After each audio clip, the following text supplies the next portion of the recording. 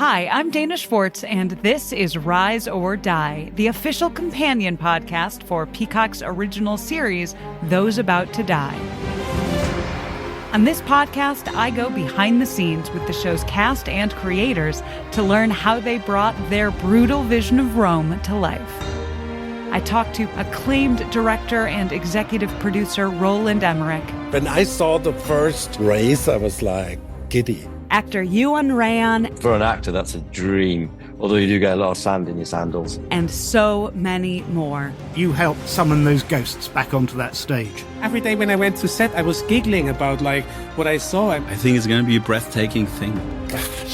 People will freak out. Rise or Die launches on July 18th. Watch or listen wherever you get your podcasts. Contained herein are the heresies of Radolf Burntwine, erstwhile monk turned traveling medical investigator.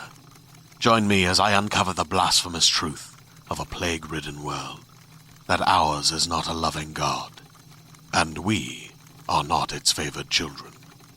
The heresies of Radolf Burntwine, coming January 2nd, wherever podcasts are available. Wow, welcome back to us all. We sure did miss you. I know I did. Brittany, what'd you get up to during your hiatus? Oh, I did so much. Like what?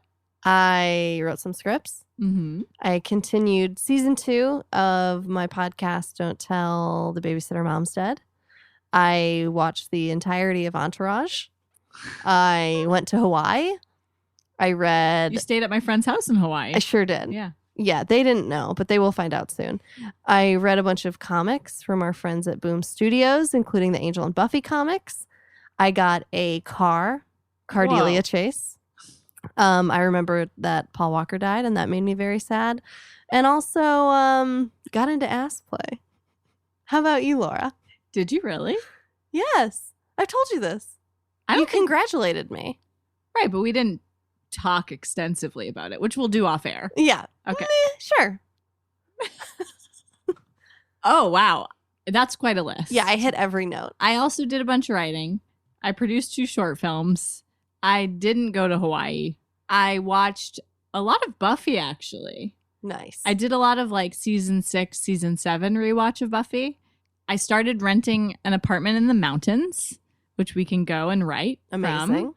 And I did not have the privilege of partaking in any ass play, but I did discover a new vibrator, and this is not an ad. It's just called Girl's Best Friend. Don't love the name, but has a little sounds like a dog. It has I don't know if I want to talk about a vibrator in the beginning. I mean, look where I went. Anyway, look it up. You'll see what it does. Okay, cool. But we also didn't entirely go away. We had a pretty wild summer over on Patreon. Oh, we had a time. We released 3 Patreon exclusive episodes of Angel on Pot, where we got high and watched Angel pivotal Buffy episodes like Surprise, Innocence, and Becoming Parts 1 and 2. And honestly, I know this goes against everything my DARE officer taught me, but Stoned Us is kind of a better version of us.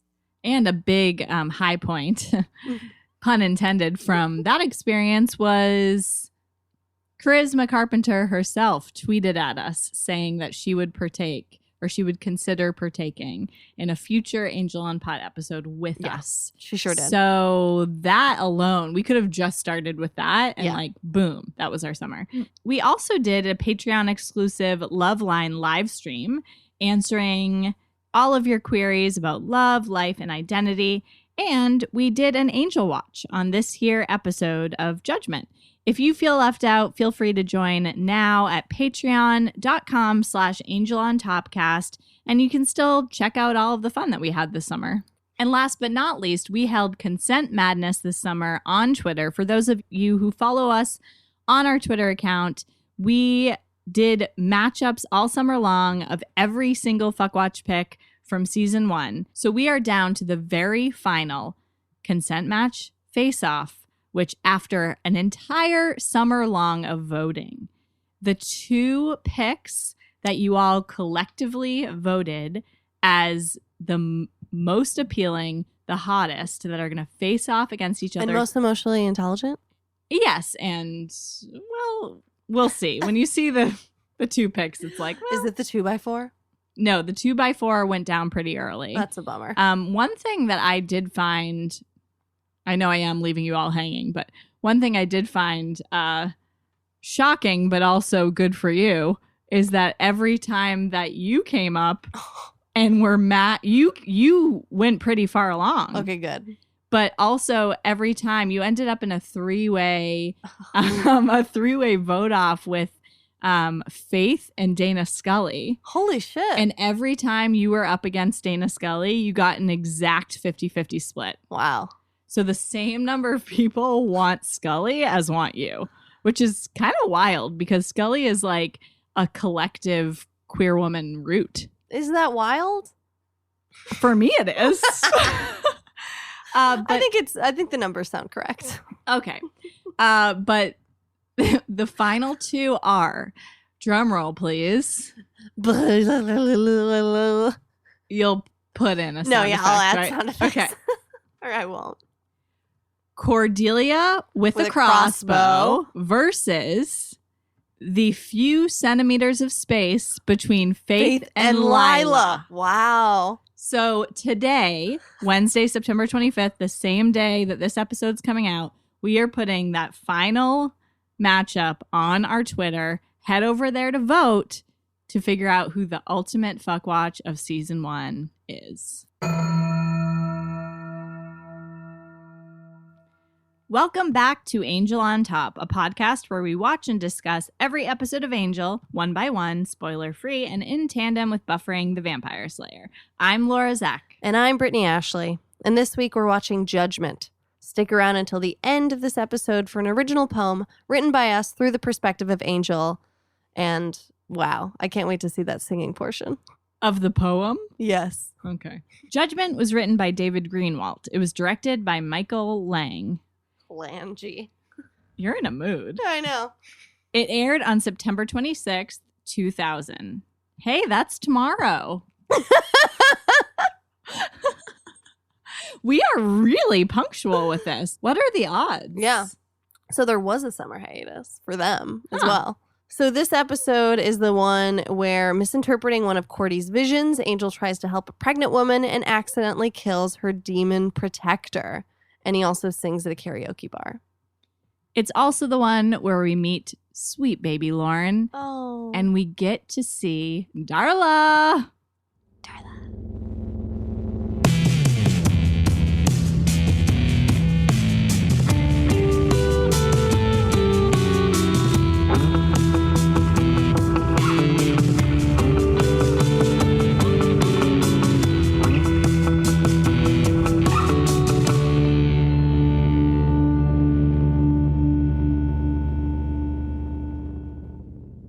Great opening scene. We see this horned demon.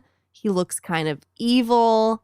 And then he just raises a microphone and starts crooning like an angel. And I gotta say, I was really impressed by this show, by right off the bat, season 2, being like, we're gonna defy your expectations. We don't need to start the first episode of our new season. Chase. Or even with someone you even know.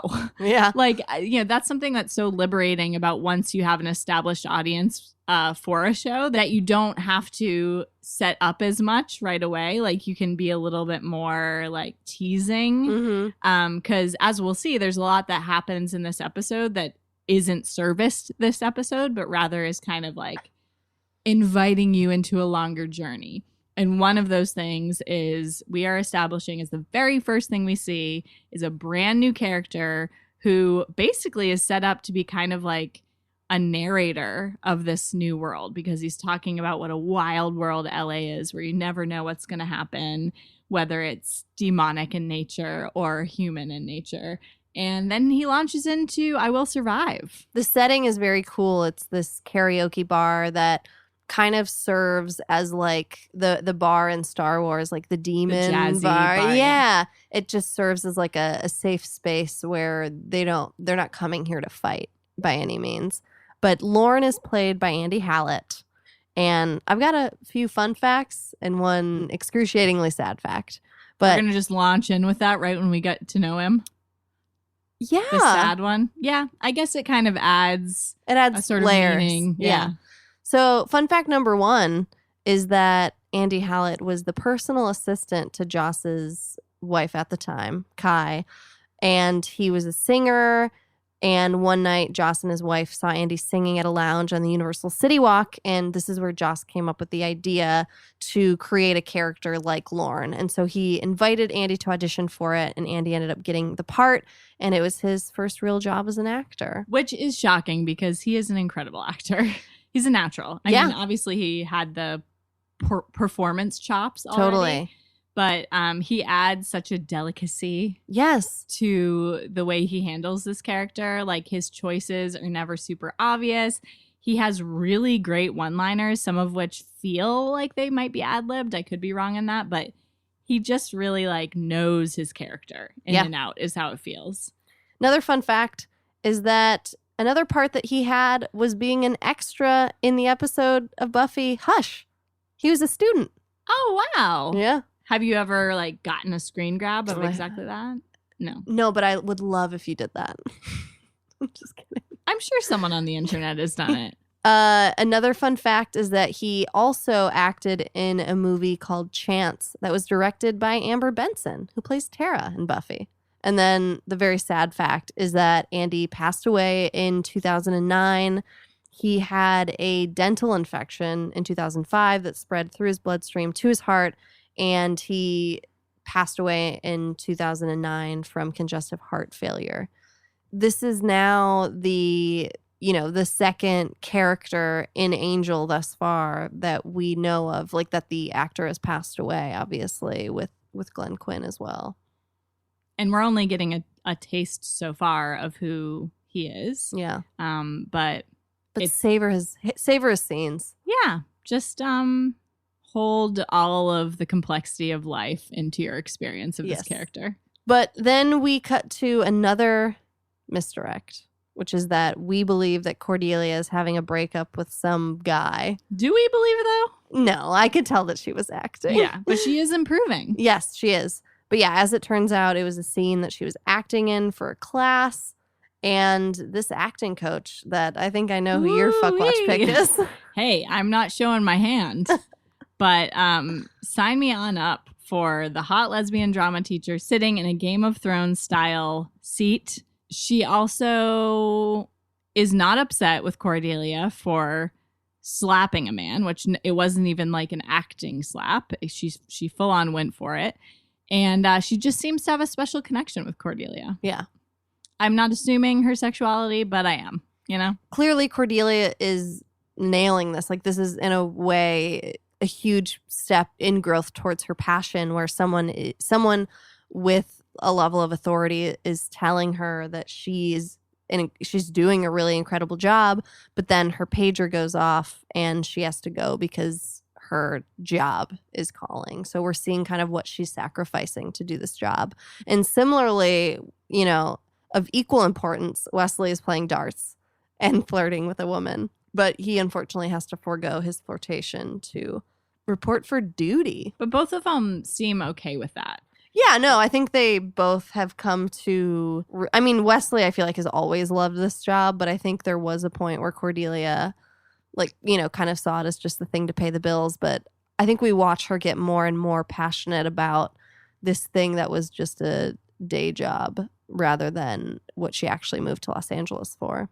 So then we get this wonderful the gang's back together entrance moment into a gym flanked by mirrors.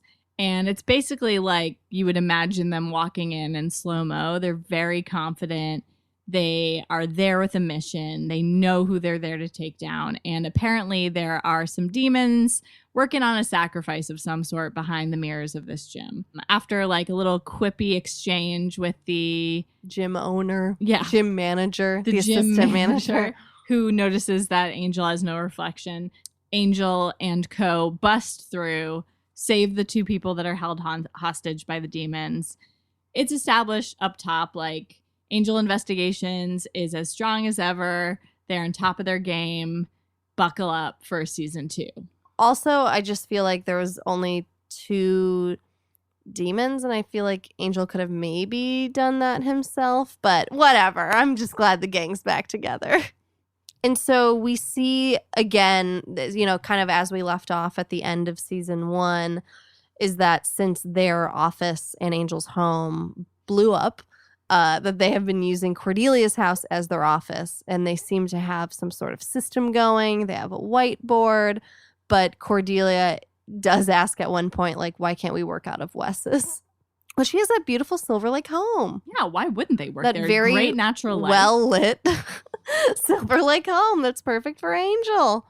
And at one point, she has 2 sneezes, and then she gets a vision. And when they ask her, are you okay? She says, I will survive.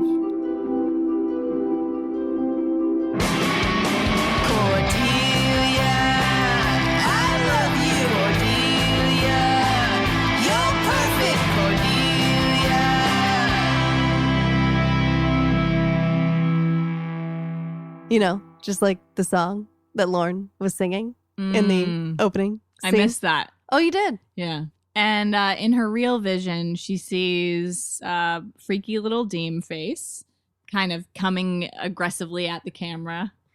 Oh, sorry. Kind of. And she pulls out of it. Oh, no. Oh, my God. What's happening? And seems to be doing better with her visions. It seems like the length and intensity. What is happening? These are just words to describe what's going on in the scene. Just because you're being a perv doesn't. I think you'll listen back to this and realize it's you. Then we cut to Lila being hot on a cell phone, talking to a Donald. She's threatened to kill someone's children. Listen, I'm just going through something, okay? And then, as a continuation of season 1, obviously, we see that Lindsay now has a prosthetic hand because it got sliced off. But then, whoa ho ho, we see a very disoriented blonde in the corner staring at a globe, and we know it's Darla. And just as a recap, for anyone who doesn't remember or doesn't understand the importance of Darla, Darla was Angel's sire and longtime lover. She was killed in the first season of Buffy by Angel himself, and now she's about 400 years old, and Wolfram and Hart have resurrected her. Can you remind us of the circumstances of him killing her? Wasn't it in the episode Angel where Darla was going to try and kill Buffy? And so that was him making such a choice of killing his sire to save Buffy? Because Angel was also doing a little bit of like acting in a way. As Angelus. Yeah.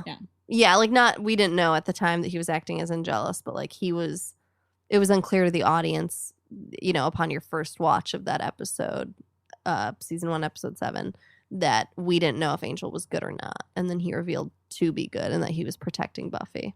Right.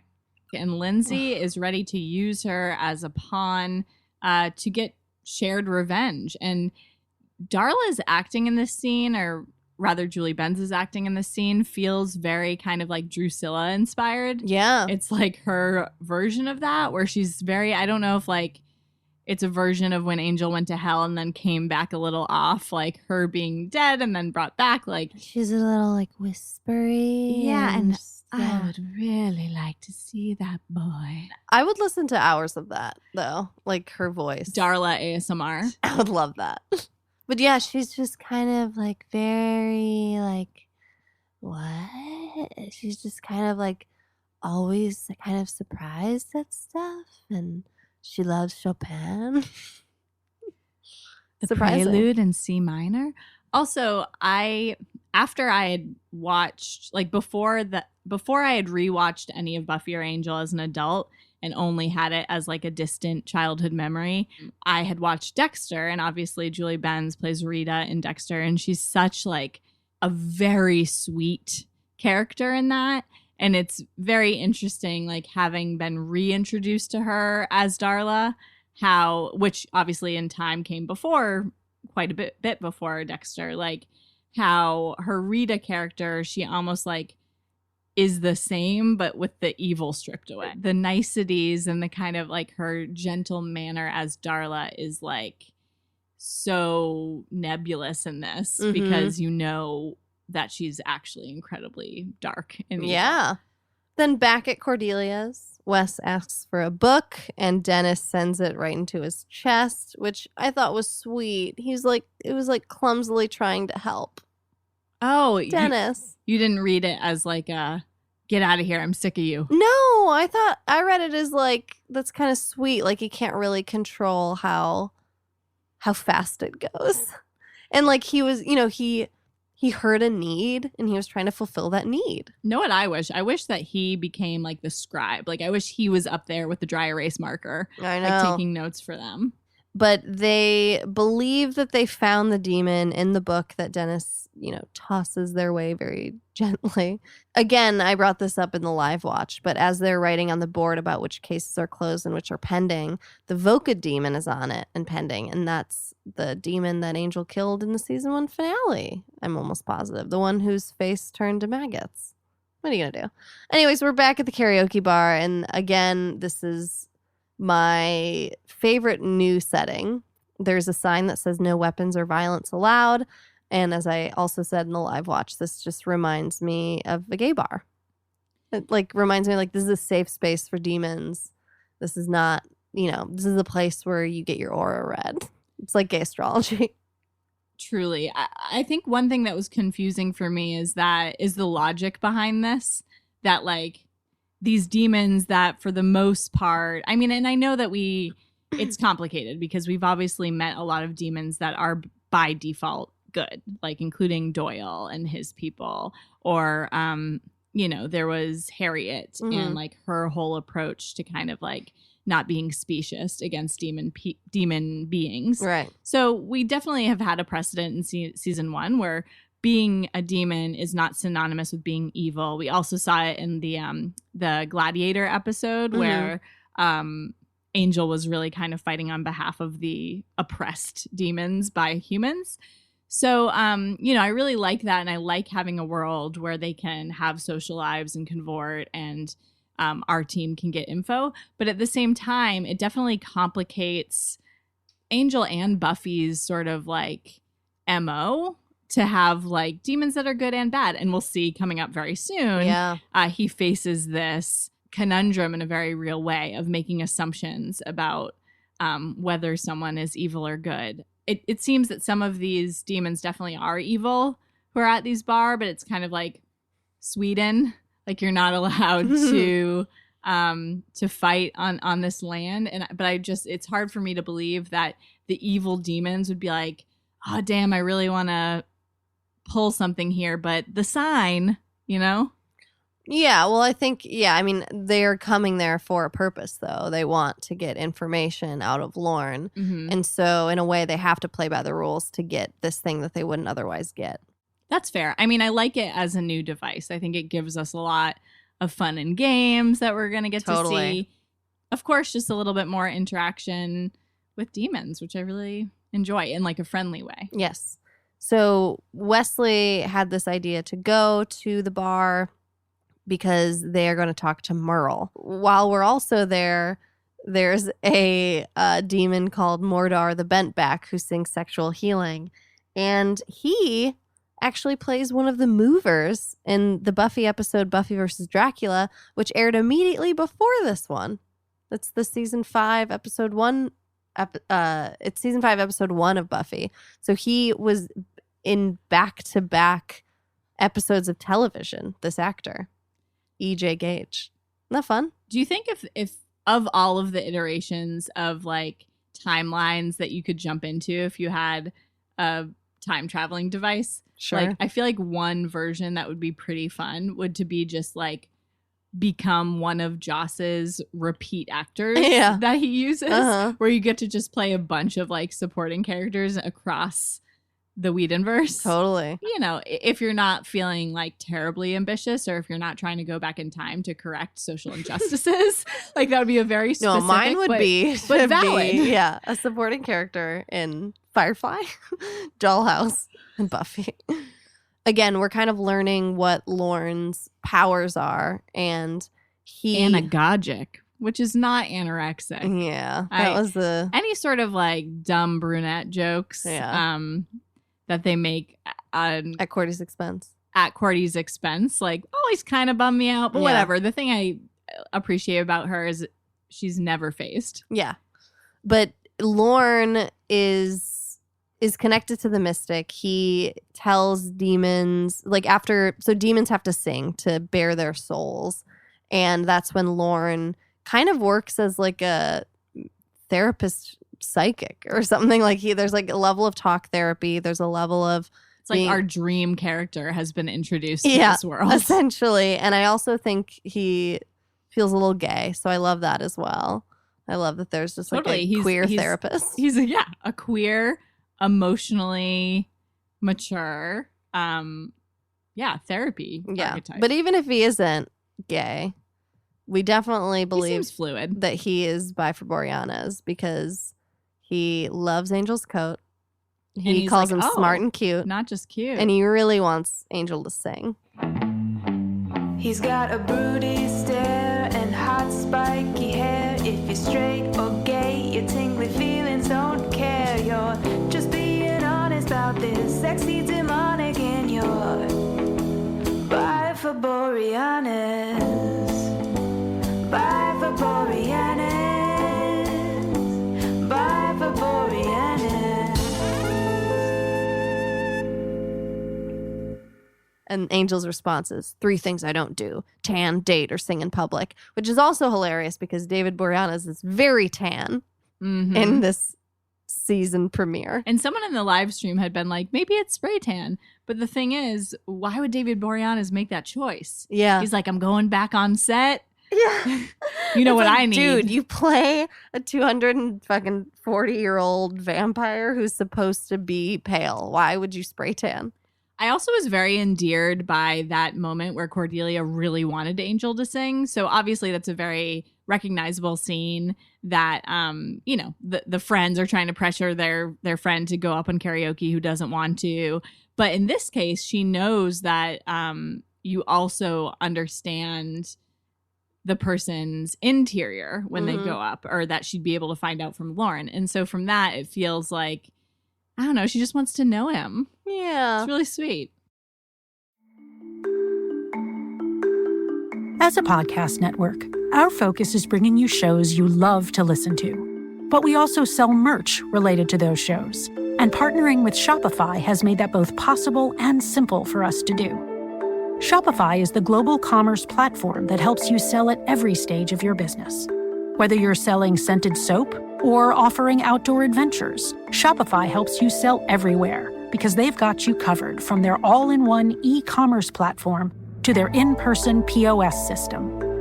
What's so fantastic about Shopify is how, no matter how big you want to grow, they provide everything you need to get control of your business so you can take it to the next level. Businesses that grow with Shopify. Sign up for a $1 per month trial period at shopify.com/realm. That's all lowercase. Go to shopify.com/realm now to grow your business, no matter what stage you're in. Shopify.com/realm.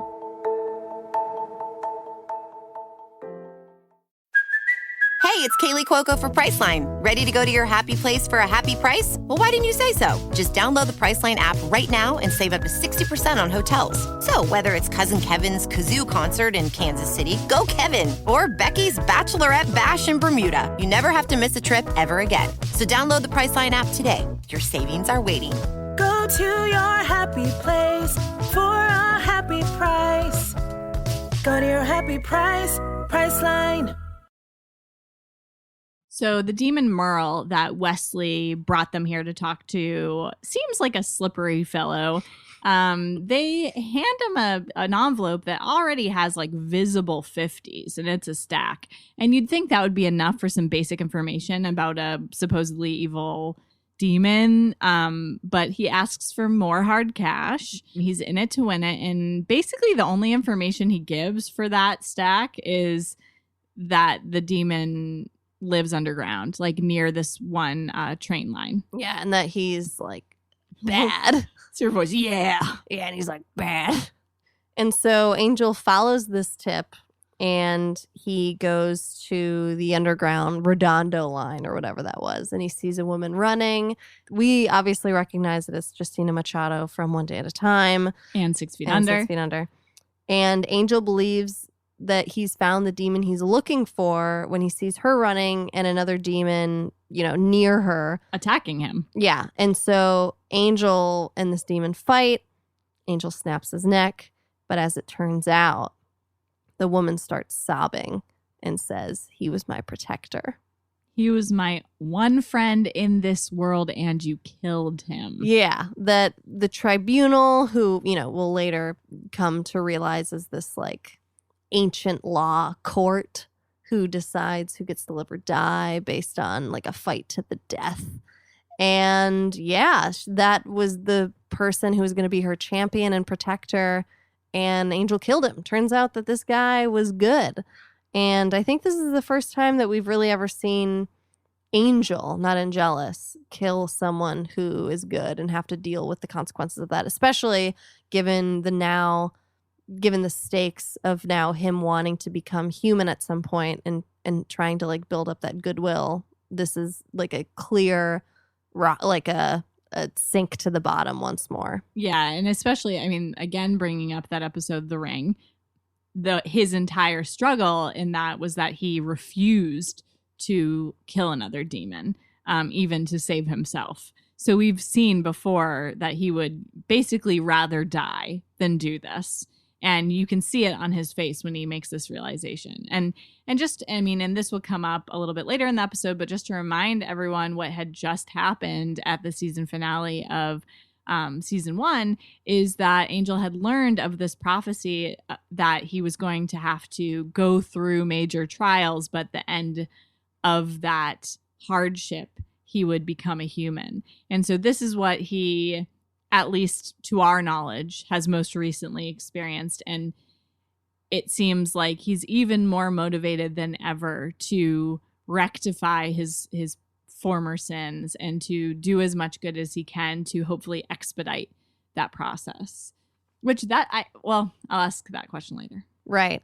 But it's clear that Merle lied to Angel just about like how bad this demon is. And it turns out that Merle, is kind of playing both sides. And we also learned that the daughter inside Justina Machado's body is what the tribunal wants. That she is that there's some sort of ancient law on her and there's some sort of prophecy as well. It's a little bit like that episode with the blind assassin. Oh, sure. Where the little kids were prophesied to like be people that were going to eventually take down these evil forces. Yeah, so they're trying to kind of cut it off. It's a classic storyline. Classic. Then we see Gunn protecting some really clueless business guy from a vampire. And Angel shows up and he wants Gunn to help him again. Like, wow, dude, this time it wasn't just like for maybe a beer and a board game. Yeah. Can't you ever just invite me to a dinner party? Mm-hmm. And not only does he come and like ask him to do shit for him, it's always urgent. He's that guy who's like, hey, I know this might be inconvenient for you. I've got this kind of big deal, but like also can you do it yesterday? But thankfully for Angel, Gunn seems very into these tasks. Yeah, and very willing. Like he actually wants to be more like a part of the fight. Like he mentions later that he didn't realize that he was going to be like a delivery person for the night. He wanted to actually get in on the action. But anyways, they find this kind of secret lair that this demon that Angel killed lived in. Again, there's lit candles. I'll, suspend my disbelief. But Angel finds this metal disc, which we learn is the coat of arms that Justina Machado has to present at the tribunal along with her champion who will fight for her. But now since that person is dead, she no longer has them. And she doesn't trust Angel to be that. No, God, no. But Angel is like, hey, Gunn, take this metal disc over to Cordelia's. This is where we also find out that Cordelia lives in Silver Lake. But then Angel sticks around this, underground lair. And we see him feel very guilty. He lights a candle for him near Buddha, but then someone is coming. It's obviously Justina Machado. Angel wants to help her. However, he is fucked up once more because he has given away the coat of arms to someone else when it's what she needs. And as they go to exit, we see the most terrifying demon that I've ever seen. That's a bold statement. It's one of the more terrifying. More than maggot face? Yes.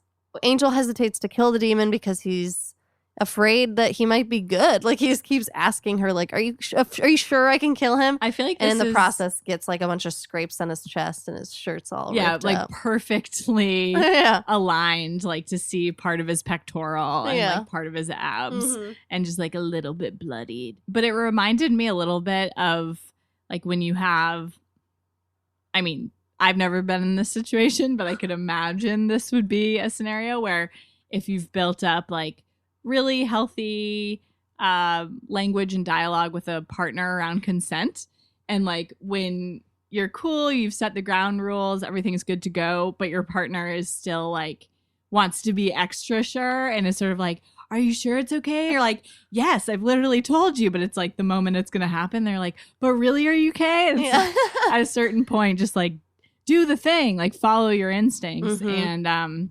obviously speaking clearly about consent is always thumbs up, but it definitely felt like, a version of that sort of self-consciousness about like something that used to come naturally. Being to him. overly sure and like, somewhat insecure about making the wrong choice. And it's one of those things where when you start off on the wrong foot with someone, and you're self-conscious about that, like nothing you can do. It's like it's a snowball effect of like, they have one idea in their head that like, oh, who's like, she's basically like, who's this idiot?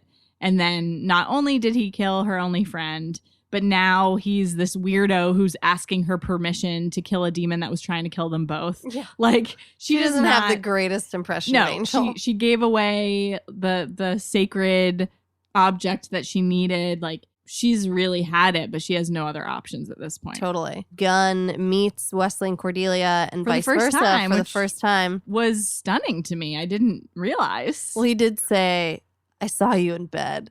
When he meant when Cordelia and Wesley were both in the hospital. But he also let that linger for a second. Yeah. And especially when Wesley was like, well, now Cordelia, it's not a big deal. And he's like, you too. And he's like, well, hold on there. And then Angel and Justina are running to escape whatever's after her. They follow some underground tunnels into what appears to look like a deserted hotel. And wink. And he tells Justina to go to Cordelia's while he fights the demons who found them. And he does. He fends them off. But then when he gets to Cordelia's, it's clear that she did not go. And so now Angel is like, fuck, I don't know what to do. Cordelia gives him this like insanely sweet pep talk. And then Wesley basically tells Angel kind of exactly what we knew about the tribunal. But then he adds that he killed her champion. So now Angel is left. His mission is his mission now. Yeah. Like he's taking on as his own the mission of the person he killed. That's like the only way he can try to rectify the situation. And there's a lot of similarities between them, especially in that earlier scene. A fellow soldier. Yeah, and in that earlier scene where, I can't remember if it was Cordelia or Wesley, but they're like, we're just supposed to believe that a demon who was meant to hunt and kill just all of a sudden turns around and becomes like some protector. And then they look at Angel and they're like, oh, fuck, wait, that's you. This is also the scene. I mean, that dialogue between Angel and Cordelia was really beautiful because this is when he brings up the light at the end of the tunnel, which is this promise of becoming a human eventually. And it's clear in this moment that he ties this most recent shame to something that's going to extend that tunnel for him. And Cordelia is basically like, it's going to be a hard path, but I'm going to be there with you until the very end, which was very sweet. But one question I have is, in the first season, to my memory, we saw not once, but twice, Angel have an opportunity to become human. One of the times it's obvious why he didn't choose that, because it was because Buffy would have died in I Will Remember You. But also other people would have died because of that army. Right. But so that was clearly on behalf of someone else. But earlier in the season, we had that episode with the ring. And in that moment, he was choosing to forego being able to be in the daylight because he felt like his purpose was to be in the darkness with the people who really needed the help the most, which were the people already in the darkness. But it just feels like a little bit of a beat change, because like it's why all of a sudden now, when you've had this opportunity before, do you want to be human? Well, when the struggles are still the same, like you would still have to forego the fact that you have more strength, more endurance. Who you are as like a fighter and a warrior right now is obviously going to be way stronger than if you were a human, because you wouldn't be able to heal as fast, et cetera, et cetera. But yeah, I think it maybe has something to do with just like because it's like something with the powers that be, that they know when it would be the right time. And so he would have fully gotten rid of his guilt and fully redeemed himself in a way where right now he's not able to. And it sounds like maybe part of it is that it would be outside of his control. Right. Like he wouldn't have to make that choice. Like I think if he makes the choice, it feels like that would be selfish. That feels like he would be running away from something. Right. Whereas if it's made for him as sort of the reward for redeeming himself, then that's a different story. Right. I guess we just answered my question. So thank you. Oh my God, my pleasure. So then Angel decides that he's out of answers, and now he has to do the one thing that he really did not want to do. He has to go tanning. Just kidding. He has to go sing in public at Lorne's karaoke bar. And does he ever choose a song? He sings Mandy by Barry Manilow. Yo, Mandy, well, you came and you gave without taking, but I sent you away, oh, Mandy. And Cordelia and Wesley are there, and they are clearly kind of humiliated for him. But Lorne takes him, backstage as this one like child-eating demon is singing Little Billy Ray Cyrus, right? Achy Breaky Heart. Feeling a little country. Before Lorne gets into it, he's like, "Why Mandy?" And Angel says, "Because I know the words." But then he leans in closer and he says, "I kind of think it's pretty." And so then that, for lack of better words, it humanizes him to Lorne, and Lorne tells Angel where the woman is and that the tribunal will show up to her. So you have to find her. This is when we learn that Lorne doesn't just become insightful into seeing people's souls when they sing. He actually becomes psychic about everything they're going through. So it becomes clear why this is such a valuable resource to so many people, because he's able to kind of be omniscient about whatever the person who's singing is going through. Right. Yeah, all it took was a little Barry Manilow. Who saw that coming as the solution? However, now Justina is alone with the tribunal and this knight in armor on a horse in the middle of downtown LA. It was a lot. And there were also, I don't know if you noticed, there were many cars around where they were having this like medieval style jousting session with these three dudes in all black. Like, it just seems like the logic there of like no one would be like, "Yo, Kate," at the precinct. Yeah. Like, maybe look into what's going on. I almost forgot about Kate. You would. Yeah. But she is begging for asylum, and they're like, "Sorry, this is the ancient law, and you don't have the coat of arms, and you don't have a champion." Yikes on bikes. I really actually loved this episode, but I will say that one thing that wasn't perfect about it is it was a very it felt like an overly complicated mythology. Yeah. Like, especially a mythology that, as far as I know, goes away after this episode. Like, who knows? Maybe down the line we'll find out who this child is or who's meant to be. I wouldn't count on it. But yeah, I doubt it. And it just feels like there were so many layers. Like, as the episode's unfolding from the beginning, it's sort of like the writers were just kind of figuring it out as they go along. Like they use a bunch of different words for that amulet. Like at one point it's like the talisman, the whatever, the slammer or whatever it is. Like it just feels like the pog slammer. The pogs, yeah. It just feels like when she starts out, she's like, she doesn't even know. She's like, yeah, I don't know. It's like this court. And then the next time it comes up, it's like, you're supposed to be like really charismatic when you show up. And like, I don't know, they're going to like judge me or something. And I think I need a champion, but I'm not sure what for. And then it's like this whole elaborate mythology and sort of rules of the world that it almost feels like a parallel powers that be that doesn't function under the same powers that be. It seems like its own kind of like, it's like in Buffy when they have the parallel universes, or in Angel as well, like the universe that she came from. Mm-hmm. But anyway, so whatever, we got to where we needed to get, but damn, streamline that a little. Yeah, but Angel shows up with the coat of arms and is ready to fight for her. It's like, she does have a champion. It me. Yeah. And then he gets on a horsey. Ooh, I loved this part. And he jousts. He becomes Night Angel. And he jousts this, this demon knight. And when he gets knocked off the horse, I'm like, well, he's done, no? But then he knocks the night demon off the horse and then slices his little head off. Also, Angel galloping on that horse, I was super into. Something about his coattails flapping in the wind, like his expression, the power of the horse beneath him. Like, all right. It did it for me. I am a little, He's got a broody stare and hot spiky hair. If you're straight or gay, your tingly feelings don't care. You're just being honest about this sexy demonic in your bye for Boreanis. Bye for Boreanis. Bye for Boreanis. Yeah, and a little bit of a horse girl. First, there's the misdirect. Sure. Of he gets a sword through his stomach. Oh, sure, yeah. Which I don't think the knight necessarily knew he was a vampire. Or I don't think the three judges knew that either, because they called it at that point. They were like, well, looks like you won. It seemed like a little bit rash that they were calling it when like Angel was still very much alive and like talking to them from the ground. But they were basically like, yeah, for sure you won. Quick, slice her throat.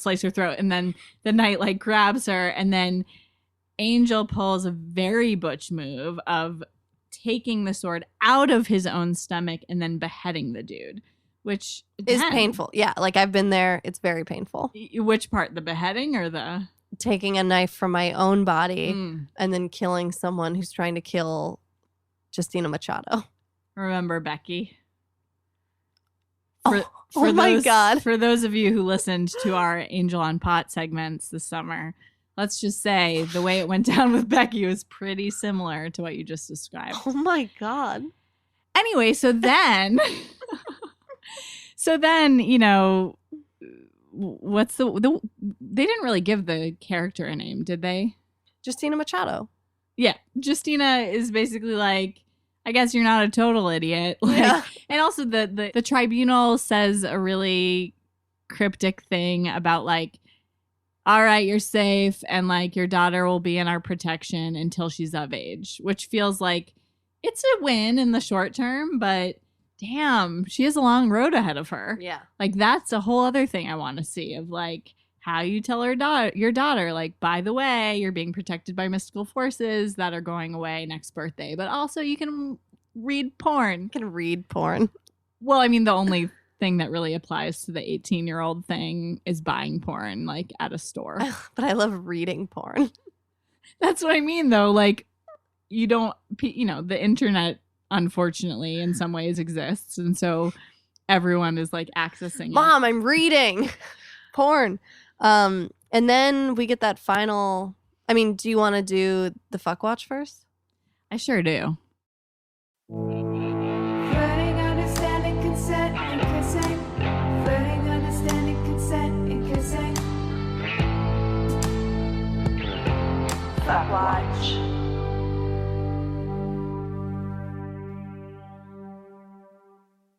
I already know who yours is.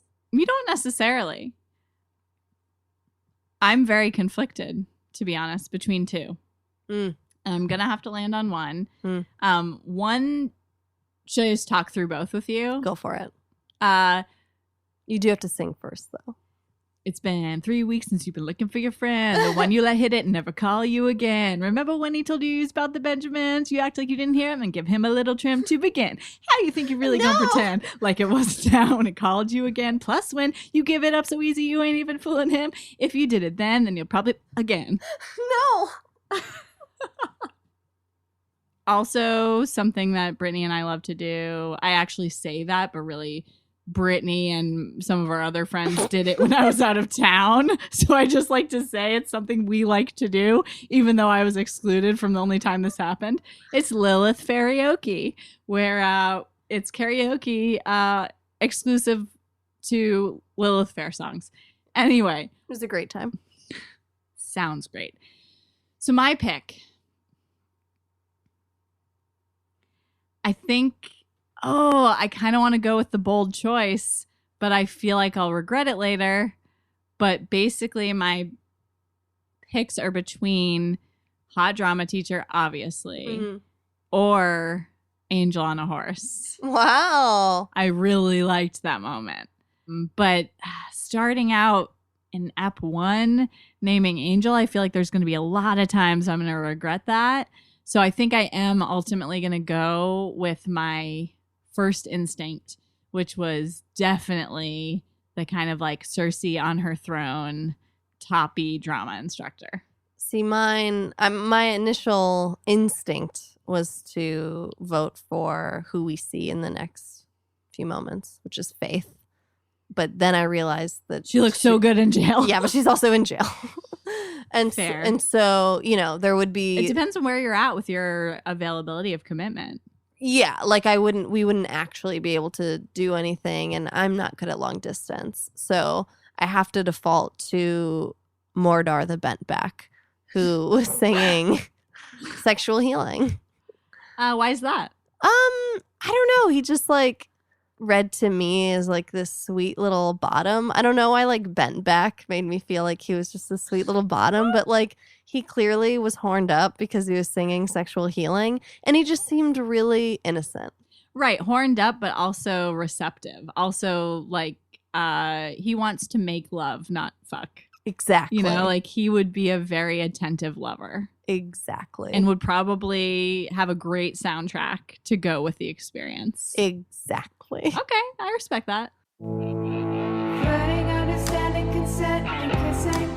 Flirting, understanding, consent, and kissing. Fuck watch. Let's talk about this last scene. It what was a surprise. Distracting how beautiful Faith looked. Yeah. No one is meant to look that good in jail. She had the beachy waves. She had beautiful face of makeup on. She was glowing. I imagine what was going on there with that choice is they were meant to imply that she's in a process of rehabilitation. And even though she is literally behind bars, she is healthier. She's doing better than she's done maybe ever since we first met her in Buffy. Yeah. And even though she got supposedly beat up by the security guards that day and almost killed a woman who tried... She looks great. Yeah, she's still looking great. So something is going right. And, again, this theme of Angel seeing the good in people and wanting to give people a chance and being discerning about who deserves what sort of justice continues to play out. And also it gives us a nice little teaser for hopefully seeing more Faith this season. More F in my A. Oh. More Faith in my Angel. Detective Angel. Thank you for listening to this episode of Angel on Top. I'm Laura Zach, and when I'm not by for Boreanaz on a horse, I am usually writing and producing, and you can follow me on Instagram and Twitter, or check out laurazach.com for more. Also, drinkwaterstudios.com for my production company. And I'm Brittany Ashley, and you can follow me on Twitter and Instagram at Brit27Ash. You can check out the second season of my other podcast, Don't Tell the Babysitter Mom's Dead. Or you can check out my website, BrittanyAshleyFunny.com, for all of the other stuff that I did and will do more of when time allows. And you can also hear me on another podcast, as I was on a recent episode of To Ellen Back, the L Word podcast. I was also on an episode of To Ellen Back. Check it out over there. They're doing great work. Me. And you can follow Angel on Top on Instagram and Twitter at Angel on Topcast, and you can email us at angelontop.podcast@gmail.com. And of course, we would love for you to join our Patreon family. If you are moved, you can find us at patreon.com/angelontopcast, where you will be able to join us for live streams, fun perks, and access to our Facebook page. And now, please enjoy the poem for Judgment from Angel's Pav. Judgment. The gym, a mortal invention. They pay to love their reflection. Sweaty domain made habitual is disguised for demonic ritual. Scorekeeping shows us in the lead. New monster leaves Cordy's head thrumming. More intel gained at karaoke. If you think I'll sing, you got another thing coming. Tongueless opportunist wants cash for truth, but instead he makes bank for false claim. Sure, I killed target, saving woman with child, but learning he was her protector is my latest shame. So she hates me now. Okay, fair enough. But confronting hypocrisy's tough. From bad to good, demons can change on a dime. Soldier like me, his mission's now mine. Under fist's pressure, Merle starts speaking with candor.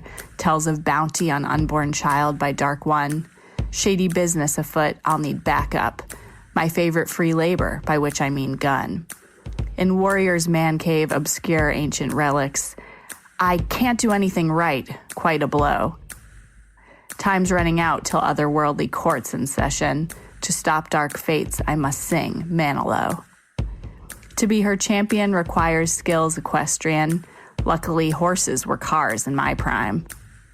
I defeat my rival, but victory's tempered. It's not a race, but duty, one soul at a time. Speaking of souls well worth saving, faith's in the slammer barely behaving. But despite scuffles, her smile's a welcome sight. We might make it, she and I. We just might. Dana Schwartz, and this is Rise or Die, the official companion podcast for Peacock's original series, Those About to Die. On this podcast, I go behind the scenes with the show's cast and creators to learn how they brought their brutal vision of Rome to life. Gosh, people will freak out.